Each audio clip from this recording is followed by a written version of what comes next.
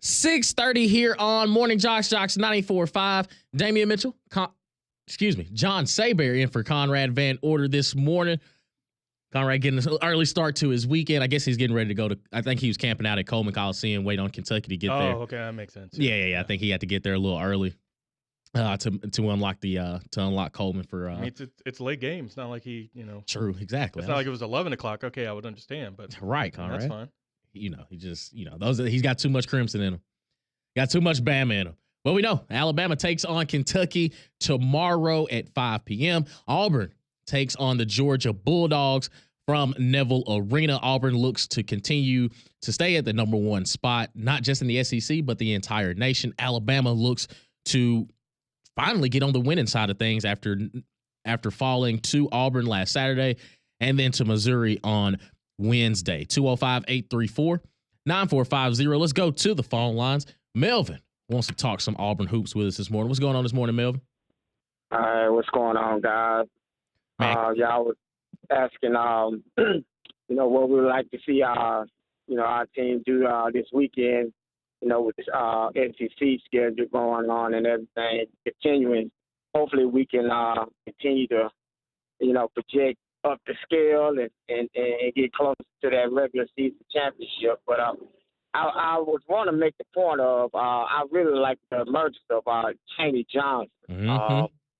I mean, he's really giving us a shot in the arm, off the bench. But I wanted to know, in y'all opinion, man, do y'all think it's much of a drop-off when we go to the bench? Do you think it's much of a drop-off from the starters, from the bench play?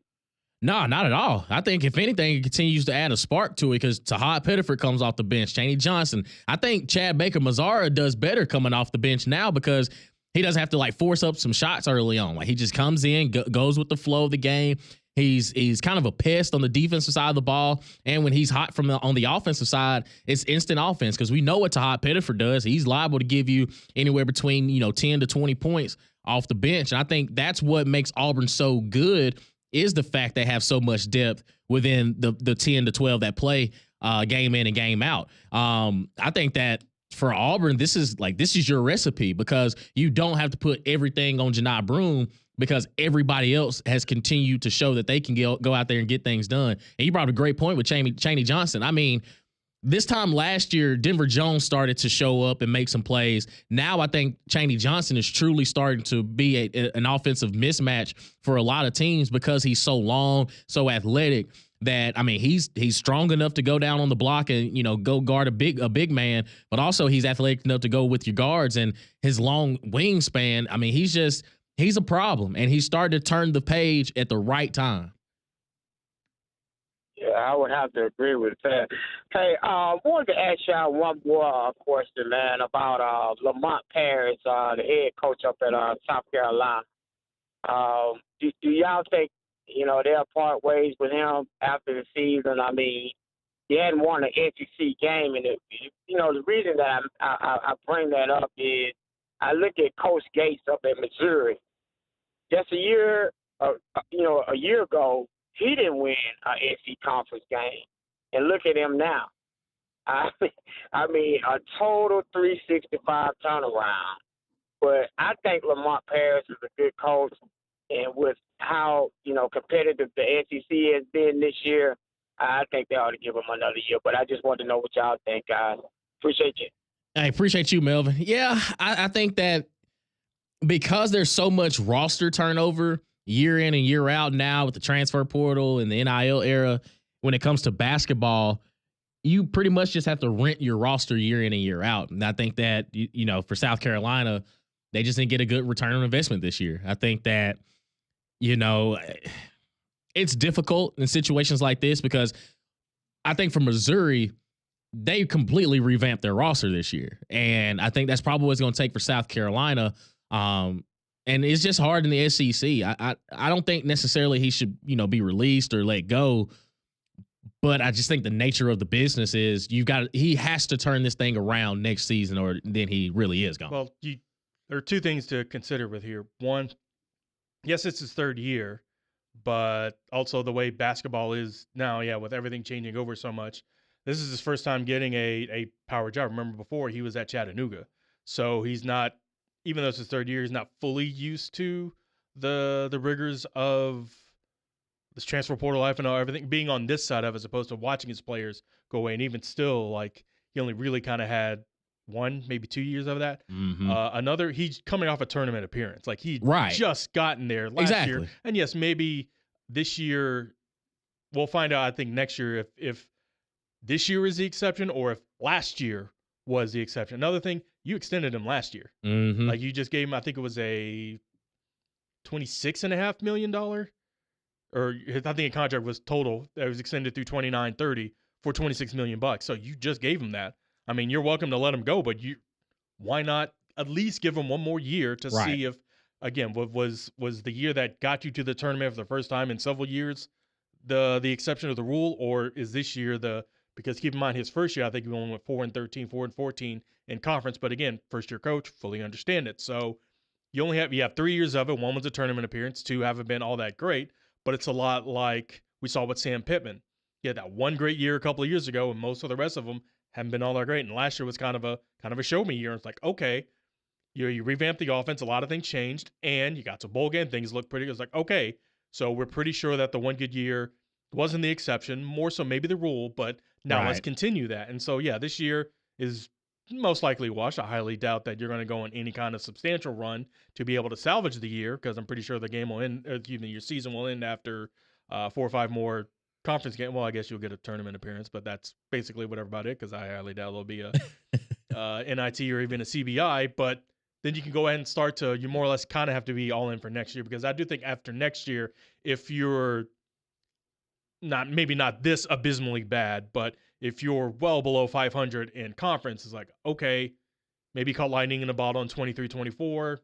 We paid him all this money. Maybe Frank Martin probably shouldn't have got rid of him and been so hasty. Plus, it is tough when you kind of have the greatest living, well, not living, because I guess Gino still got it, but when you have one of the greatest basketball coaches on time, kind of winning championships, doing things on the other side is Dawn Staley, all of a sudden you're looking like, hey, well, why aren't we doing this over here in the men? So I would fully understand if they got rid of him next year after the coming season, but this year feels too hasty. Yeah, and I think because you got to think about it, LSU just paid Matt McMahon and extended his contract, and they hadn't been to the tournament since 22. And I think it's just because the SEC it's already hard enough. It's so deep that it's kind of a year-by-year basis of, at one point in time, you got to think about it. Think about where Auburn was for all those years before Bruce Pearl got there. Alabama. I mean, sometimes you have to kind of stick it out and stick it through with some of these guys, because you can't really just turn your program around after one season, after one bad season, because I think that sometimes it's just because the landscape has changed so much that you have to give a little bit of grace. And this is, again, like he's just now really getting his footing in, and he's just struggling this year. But I do think that a lot of pressure does come with it when you got the women's side of things, the guy out here winning championships consistently and out there, balling like they are. It does kind of rattle the rim a little bit. It does kind of shake the foundation of, hey, what you doing over there, big dog? Like, everybody plays in this gym, and they're the only ones having success. They're the ones selling out, but y'all are, you can't find a way to win an SEC game. And also, you got to think how they started the season. South Carolina was 10-2 before they started conference play, and it's just they ran into the SEC. It kind of just swings like that. 205-834-9450. Continue to get your text message, your calls here on Morning Jocks. Chancellor texts in and says, do you think Broom gets in his feelings when Chaney Johnson and Chad Baker-Mazar are getting buckets instead of passing it to him? No, because I think that the reason why I say that is because of the fact that he still leads the team in assists. So he doesn't mind. He's leading the team in every statistical category. So I think that the fact that he's unselfish enough to come off the peel when he needs to and let his other teammates eat, that's all that matters, because it's not 1-on-5, it's 5-on-5. So I think, I don't think, at least from what I've seen from Janai Broom, he doesn't seem as though that he's jealous or like, hey, I need the ball. It's like, nah, maybe my shots aren't falling, but if Chad Baker Mazar is hot from three and he can find his own shot, boom, go get it. And I think Jamie Johnson, you think they run the pick and roll together as essentially two big men running the pick and roll, and he hits them, hitting the lane, and boom, Chaney Johnson's at the rim. So I think that the complementary basketball, there's no reason why he should be. He takes in and says, I didn't see Cardwell play the other night. Is he okay? I haven't heard anything. Yeah, I think that because he's an offensive liability, you don't need him out there for extended minutes because of what he does on the defensive side. That's what you're basically asking him to do, is kind of be the cleanup guy. Handle it on almost what Walker Kessler was when he was at Auburn, where you're not necessarily asking him to score because, he does struggle from the free throw line as well. But he's a big man that can clean up a lot of things, get the putbacks, get the offensive rebounds. We're not expecting him to go out there and average a double-double, but we need his presence on the defensive side of the ball, getting blocks, diving after loose balls, doing things like that, setting hard screens. So I think collectively, the reason why you didn't see him so much is because the offense needed to get some sort of juice.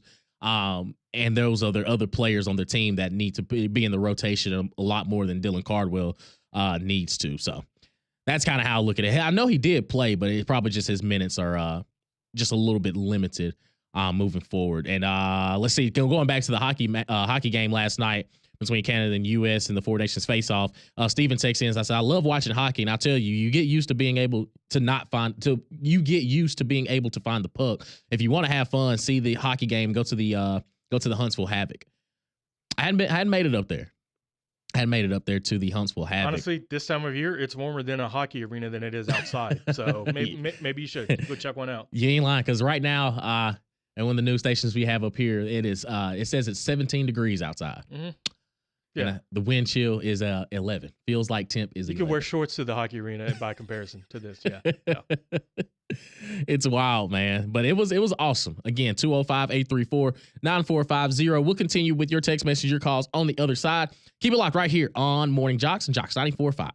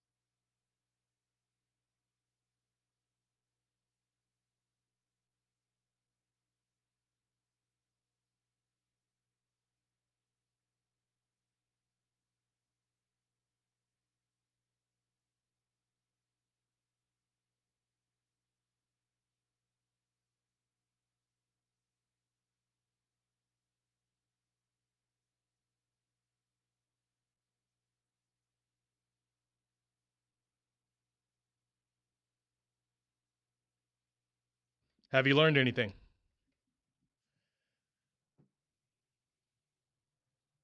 Is this Pearl Jam?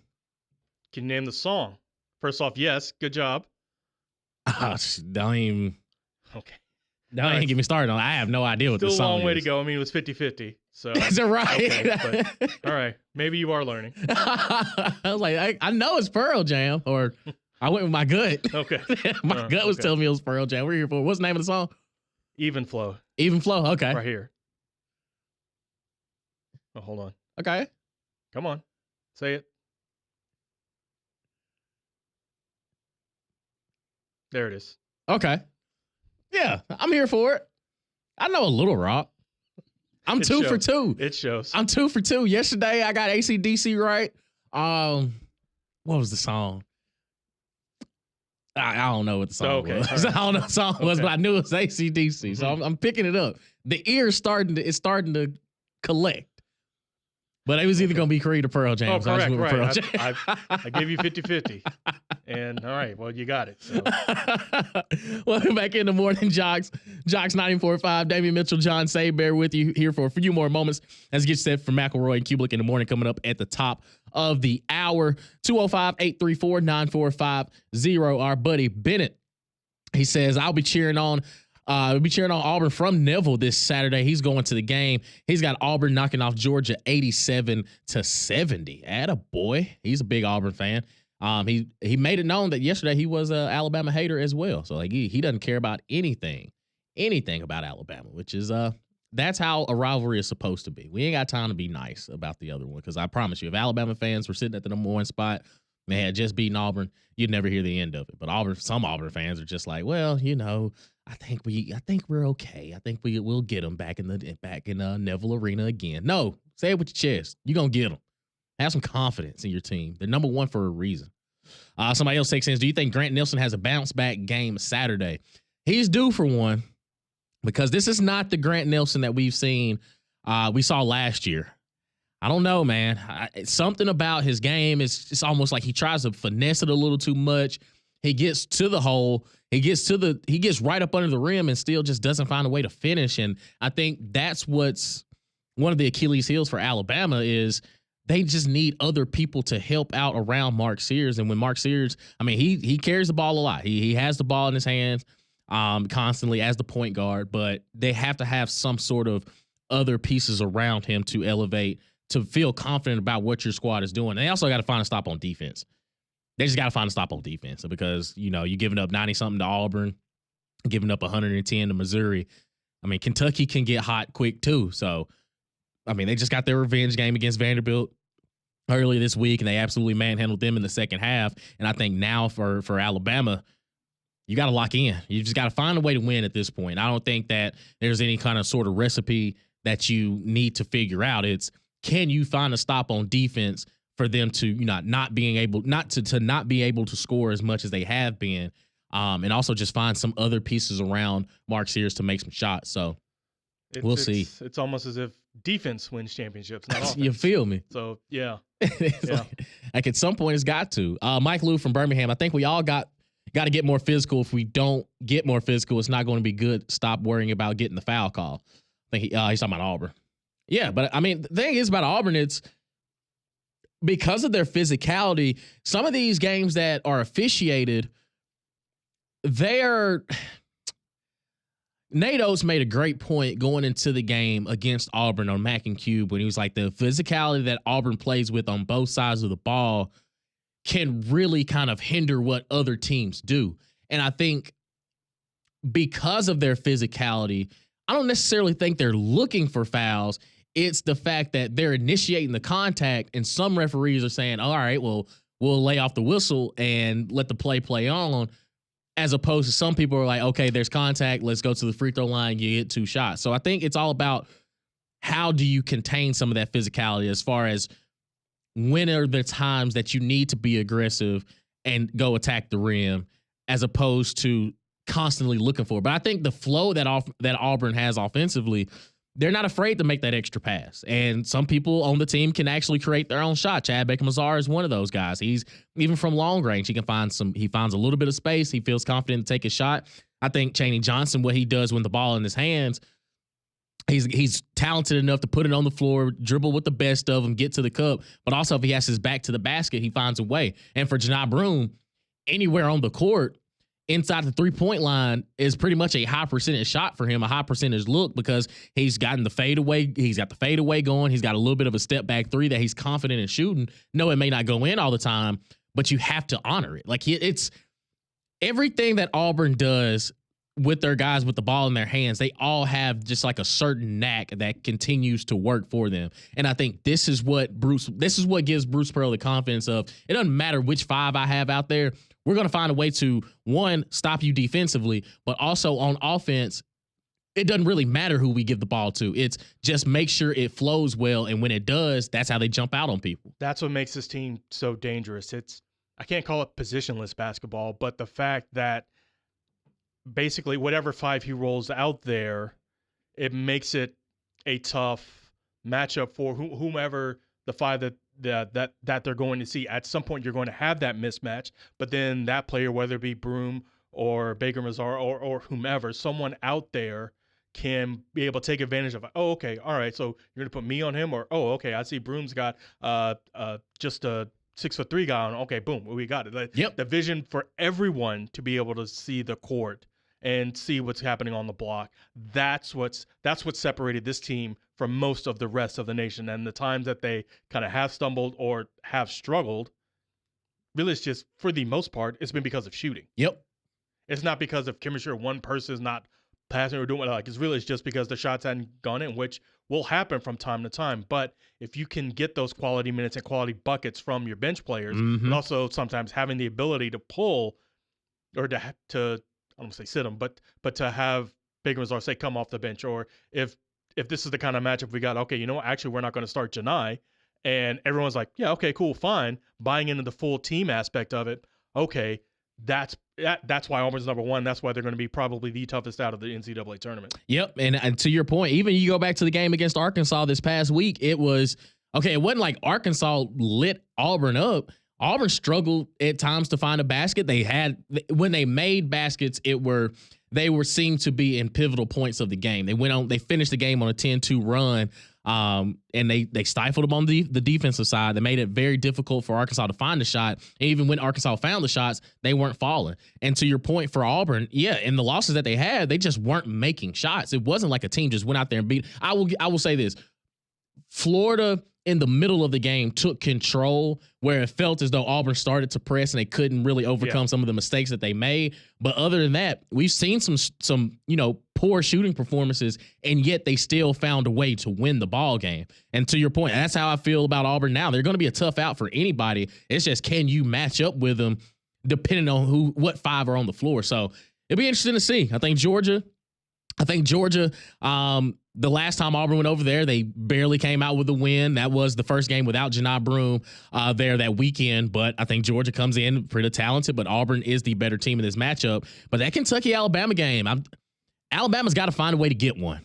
You don't turn the ball over, and you play just 0.5% better on defense, and you can find a way to win this ball game. So should be interesting to see. SEC matchups coming up this weekend. McElroy and Kublik in the morning. They're coming up next.